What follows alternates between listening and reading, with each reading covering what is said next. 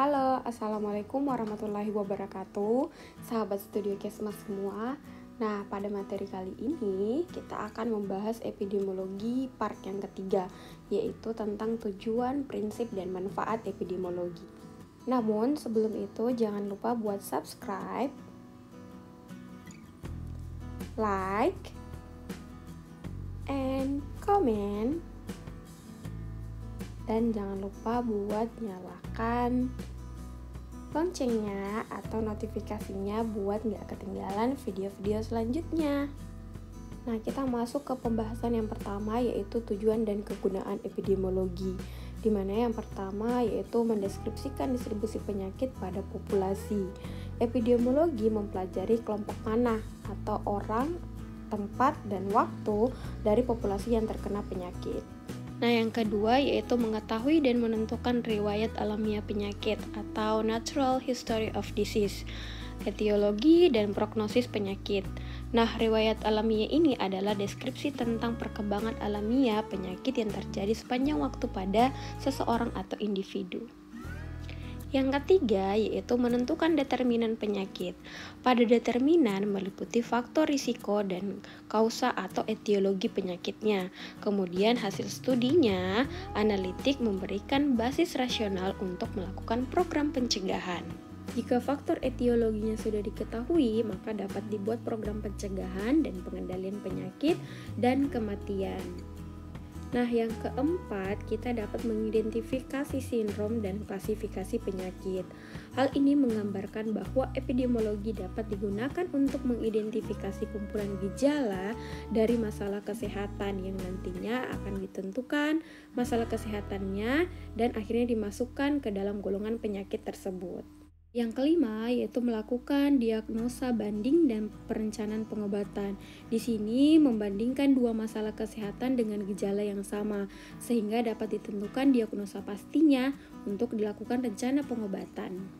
Kita masuk yang keenam yaitu surveillance status kesehatan penduduk, di mana surveillance di sini adalah suatu kegiatan yang dilaksanakan secara terus-menerus dan sistematis, mulai dari bentuk pengumpulan data hingga interpretasi data. Surveillance dalam epidemiologi adalah memantau dan memberikan tanggapan yang relevan terkait frekuensi, distribusi, dan determinan masalah kesehatan.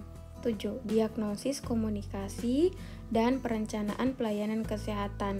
Elemen epidemiologi adalah komunitas atau masyarakat, maka epidemiologi memiliki peranan dalam menentukan masalah kesehatan komunitas maupun individu. Nah, setelah itu kita dapat membuat rencana pelayanan kesehatan yang meliputi promotif, preventif, dan kuratif, serta rehabilitatif.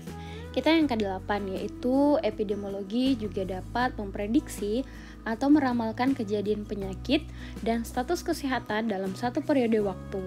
Nah, sehingga dapat memprediksi risiko terjadinya penyakit atau kematian di masa yang akan datang.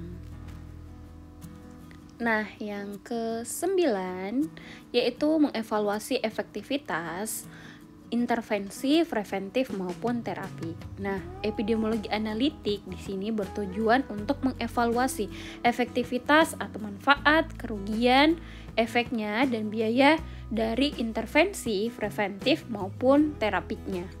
Yang ke-10, epidemiologi juga memberikan dasar ilmiah pembuatan kebijakan publik dan regulasi tentang masalah kesehatan.